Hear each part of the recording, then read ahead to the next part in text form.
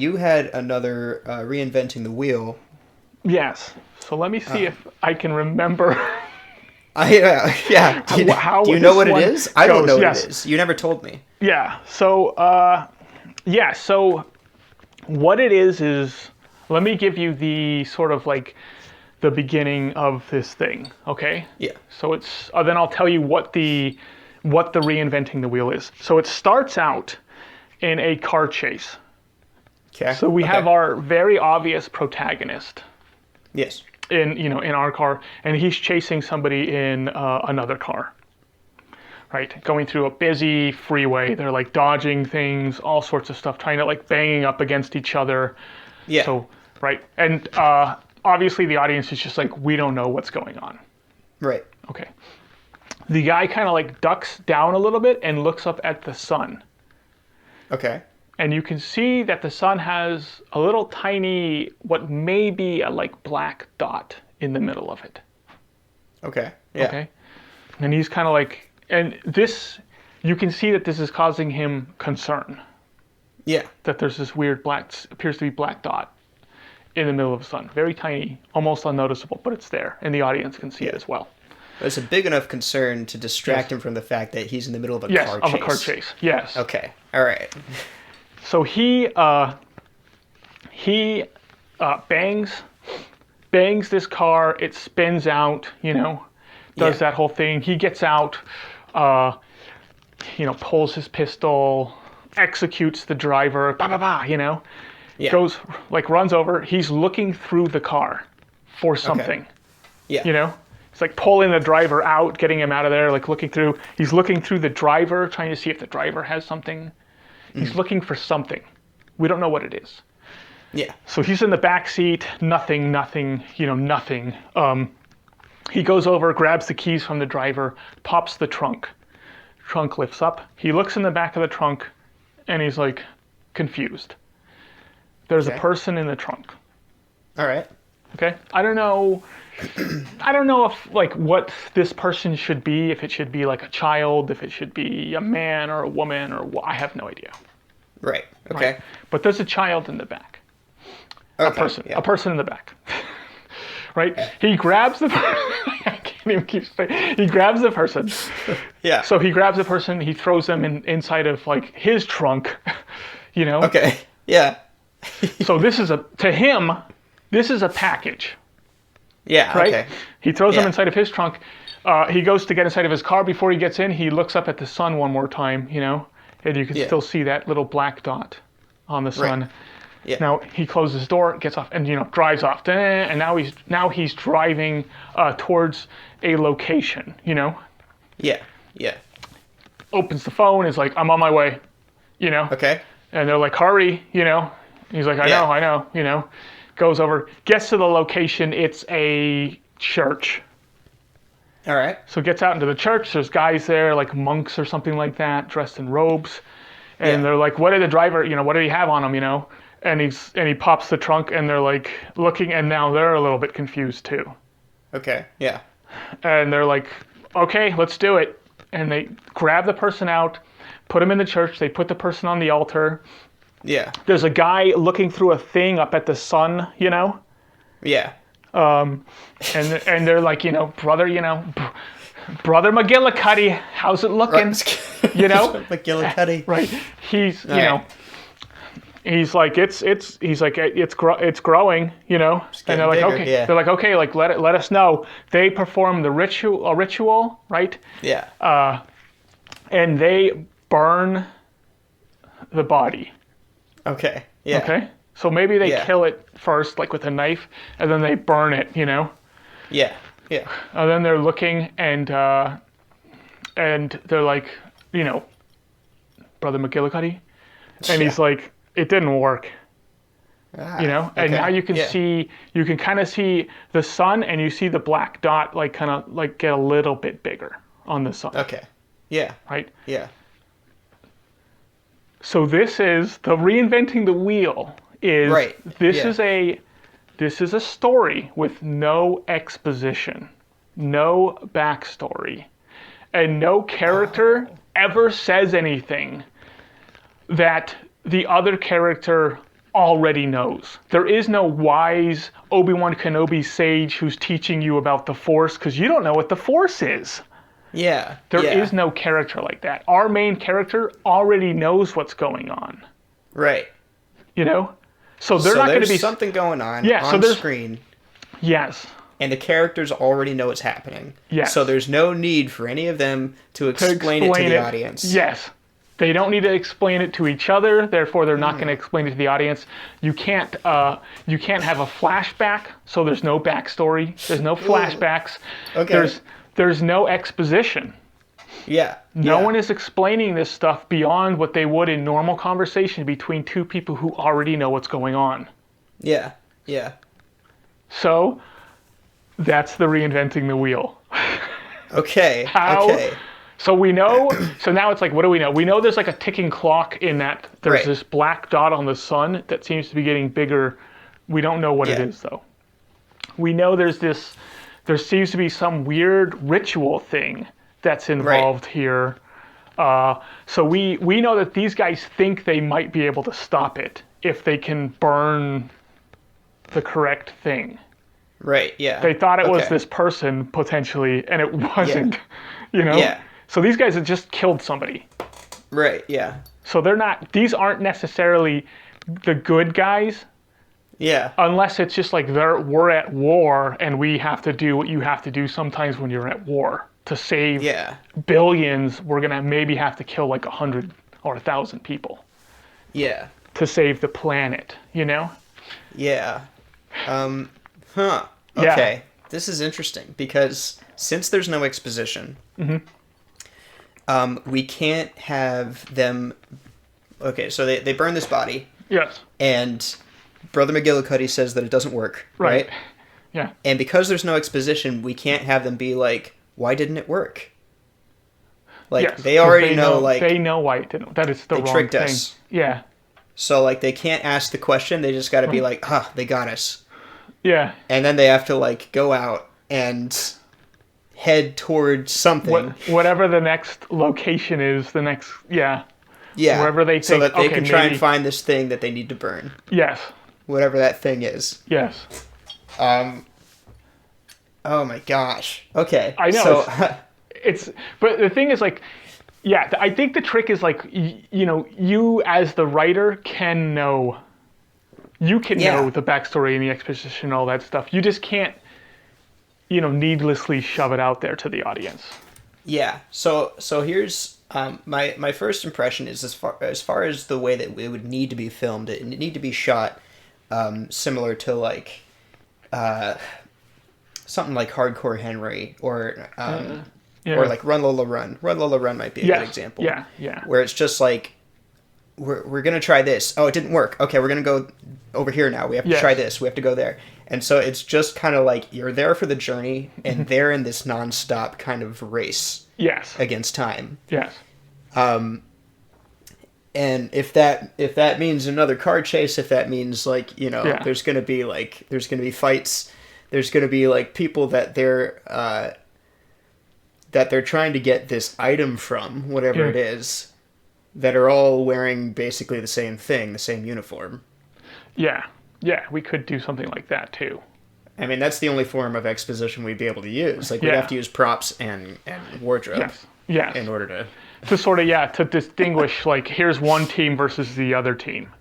Right, yeah. Yeah. Yeah. They're actually wearing football jerseys. Yeah. I guess it's that guy. Yeah, he has the ball. Why do they have their last names on the back? Now we know who they are. They're all called McGillicuddy. Okay, so I don't want to jump to the end, but... Jump. We'll go wherever you have to go. Because there's no exposition, I really like the idea of kind of pulling a rug out from under people, giving an ending that's different from what people would expect. Yeah. So you see this black thing that's getting bigger. Right. What it suggests... Yes. Because there's no exposition, right. What it suggests is that the sun is going out. Yeah, okay, yeah. But what I think might be kind of an interesting end is more like there's something in front of the sun that's blocking it out. Ooh.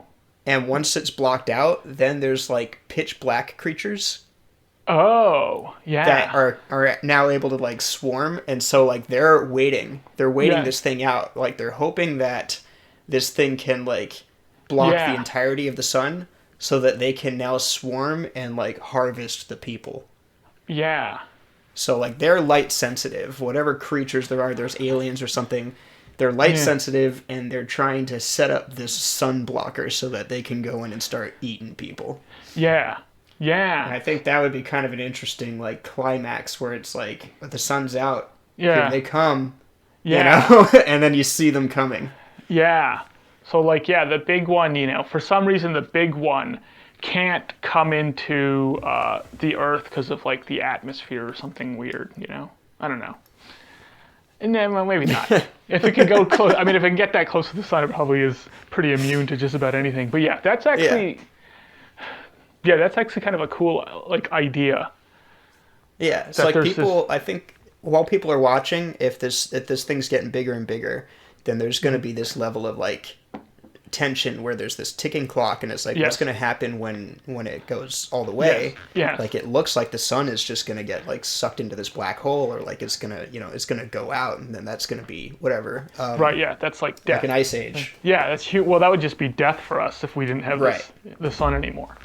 Yeah. But what's actually happening is there's like a ship or something that's like trying to place itself as like an eclipse, so that there's no light. Yeah, like an alien, an alien invasion. Yeah. Style and the problem, thing. The problem with that idea is that the ritual would have to work for some reason. And so it's like it might have to be more along the lines of like demons rather than aliens, because ritual would not work for alien, but ritual would work for demon. Yeah, I think I think that the demon is kind of like more the way I was going. Okay. More that route, with the whole religious kind of thing. They're doing the ceremony. Something's blotting the sun out. We don't know what it is, Okay. I think the idea of like some demon creature, either trying to block it out so that it's like its minions can now come down, Yeah. And it's just gonna rain up there with the sun while its minions come down to Earth and rain now, or take over the Earth, or I think that idea is like really cool. Something. I like the idea of something being so big it blots out the sun, though. Like something so big that it could like eat the sun, But then if it's in front of if it's so big to block out the sun, it would have to be moving towards us to blot it out. But if it's so big to eat the sun, it would have to be moving. It would be so big it would already be blotting the sun out as it's moving towards the sun. So it would have to be coming from the backside of the sun. So it'd be like it'd have to be coming toward us. Yeah, so there'd be like bigger. It would be like a black ring around the sun that's getting bigger and bigger and bigger, because that's like its mouth or something. Oh, okay. So instead of a dot, it would be that. Sun. Yeah, it would be that. That would look cool. That would be creepy though, huh? But either way, I think that's kind of interesting. But like, the question is, would it even work though to do a movie like this? I think that it could, because it's an action film. Yeah. You can maintain attention from the audience, and like it's kind of intriguing, because now it's like a puzzle. Like it's like a riddle. You're trying to figure it out. Yeah. Like, what is this thing? What is this like black dot in the sun? Like it's getting bigger. There's some kind of ticking clock here. I don't know what's gonna happen when it like actually gets big enough, but there's a ritual that is suggested to be able to stop it. Yeah. There are like bad guys that want this to happen for some reason. Right. And then I think that because we're avoiding exposition, there can be a lot of really interesting reveals. Yes. That will be surprising to the audience, but not surprising to any of the characters. Yeah. So like when this, like if this guy gets to, the football jersey temple, and he's fighting a bunch of McGillicuddies, and then he like opens up a door, and there's one of the little creatures inside. Ooh, yeah. Then like he just readies himself for like a fight with one of these creatures. Like he's not surprised to see a monster. Yeah. But the audience would be like, what the heck is that? Like, Yeah. like what is this movie? Yeah. So, like, that could work. I really like that. I think this could be the first time he sees one. Yeah. But he knows what it is, and he knows how to deal with it. But it's his first time doing it. So instead of the, like, what is that? It's more like, oh, I knew this was going to happen. Yeah. And now he's, like, kind of... We can even have sort of, like, a tool. Not really Flashlight. a MacGuffin, but, like...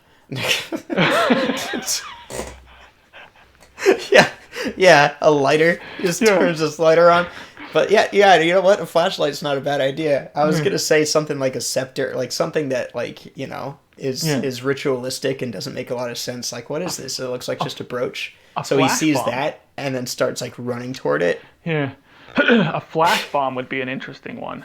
A flash bomb would, that would work. That would work. Yeah. That would be kind of a little cool mirror. One. It's just reflecting the sun. But it's like, also, I know, right? Wouldn't that be funny? Also, if he knows what it is, but he isn't expecting to run into one, he might not be prepared tool-wise to deal with it. Right. So he's got to, like, look around to, like, his surroundings, like Jason Bourne, where he's, like, rolling up the, magazine to kind of fight with. And that's kind of what I'm saying. Like, like when he sees it, it's gonna look like he's just running away. Yes. But he's actually trying to get to the flashlight, or he's trying to get to, like, the outside where the sun is. Yeah. Or maybe, maybe Does like. He work? Yeah, maybe on the way down he walks past, like, some, like, munitions. Yeah. So, like, he's running back to get to that, you know. Yeah. But there's maybe, like, a cultist there as well. Yeah. And now the cultists and this thing are, like, working together to try and get this guy, you know. And you're like, how the heck is this guy gonna, like, you know? I kind of like the idea of like, if they are demons, like something like bullets, weapons doesn't really work on them. Like, it's like you can't grab a bullet and, like, shoot them. So it's like, maybe he does, like, come across ammunition. Mm-hmm. And it would be confusing to the audience why he's not trying to, like, load his gun. And it's like, what he's actually trying to do is ignite the gunpowder so that he can create a flash. Yeah. That's kind of cool. Yes. Something like that is very cool. Yeah. Yeah, that, like stuff like that, like, the audience would be kind of, like, on edge and, like, shoot him, you know? Yeah. He's like, we never explain why he's not shooting them because there's no exposition. He's got the gun in one hand and a little tiny Bible in the other. Throws the Bible, hits the thing in the head, doesn't do anything. Ow! It's, like, a really cool idea, but for some reason in my head, the demons are really stupid looking. Like the killer clowns from outer space.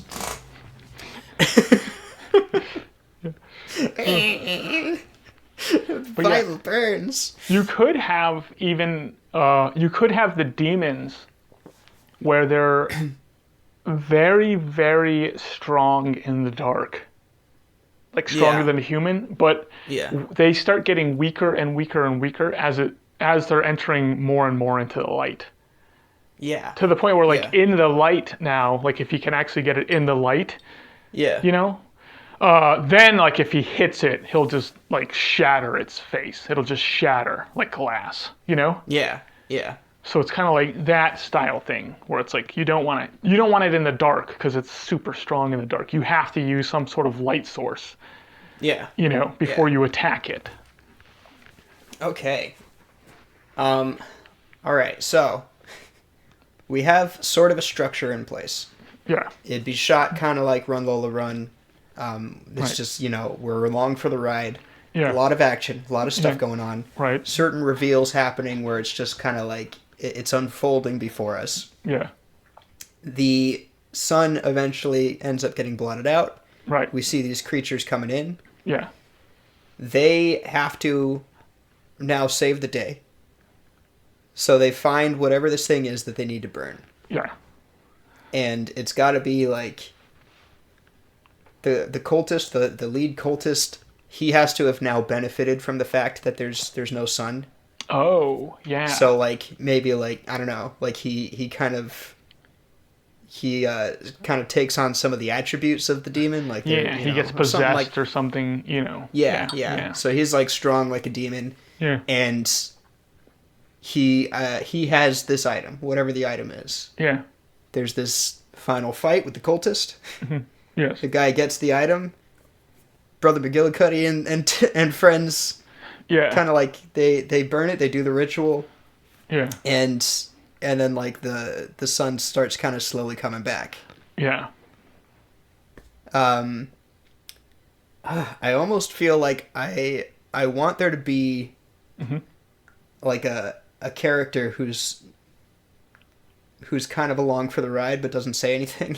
Yeah. And at the end have them say like, what just happened? And then end it there. Yeah, that would be kind of funny. It's kind of a nod to the fact that there's no exposition. Where it's like, let me ask a question here, and then it cuts to black. Yeah. I think I like where you're going with it, with the head cultist. Yeah. I think you have the head cultist, he's getting like possessed and becoming more powerful.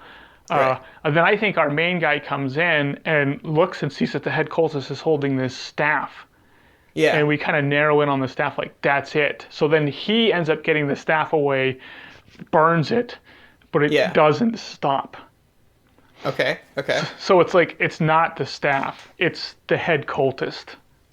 So you actually have to kill the head cultist. The staff is just, you know. Yeah. Okay. So they're chasing these guys around, thinking that they're whatever they're carrying around with them is what they need to burn, but it's actually like the cultist himself. Yes. Then they can have the ritual where he's just putting his cell phone on speaker, and the monk on the other side is saying the ritual through the cell phone while he's performing all the actions.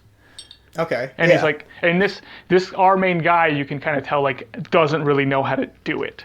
So he's like, he's getting coached through it, and now you're hoping, like, it's like, you got to make sure you're doing this right, you know? Yeah. Like that kind of, so now we're like, even if he does defeat the cultist, kills him, burns him, you know, did it stop? Oh, that's how we end it. Did it stop? So we don't know if it stopped or not. Yeah. Black. Yeah, did it stop? He asks if it worked. Credits. And it cuts to black because we can't get any exposition. So there's this cliffhanger. It ends on a cliffhanger. Yes, there's no exposition even at the ending because we're a bunch of jerks. Oh my gosh. Isn't that funny? Yeah, we are a bunch of jerks writing an ending like that. And then the sequel is like super exposition heavy. Yeah, no, the sequel is just nothing. There's not any action. Oh no, 2 hours of nothing. No, just black screen. He's reading a book. Yeah. It's just black screen. Like we lost in the first one. The sun's gone. The earth is gone. The second movie is just nothing. We're just floating through space. An hour 40 minutes of black screen. Of black screen. We'll be hailed as brilliant surrealist artists. These guys, so brave. Be like, all right. Starring Billy Joe as McGillicuddy #1. And, McGillicuddy #2. Oh, everyone's a McGillicuddy. McGillicuddy #3. Everybody's a McGillicuddy. All of them. Yeah. That's not bad. It actually works. It actually it makes for a movie that I feel like I almost want to write it. Yeah. I think the trick is just to find enough stuff that leads to other stuff. Like, he's doing this doesn't work, so now he's got to go to this spot, to this spot, to this spot. And it's all kind of, it's all leading to the next thing, the next sort of action scene, the next. And I think after really like the lock-in, I think the audience will be like, I kind of get what's going on. Yeah. And we're moving forward, and now you can kind of see the sun. You can see the black dot getting bigger over the sun, Right. So like, oh, there's a ticking clock. It's almost like a real-time thing as well. Yeah. So I don't think it'll be too confusing for the audience. Past the first like 20 minutes.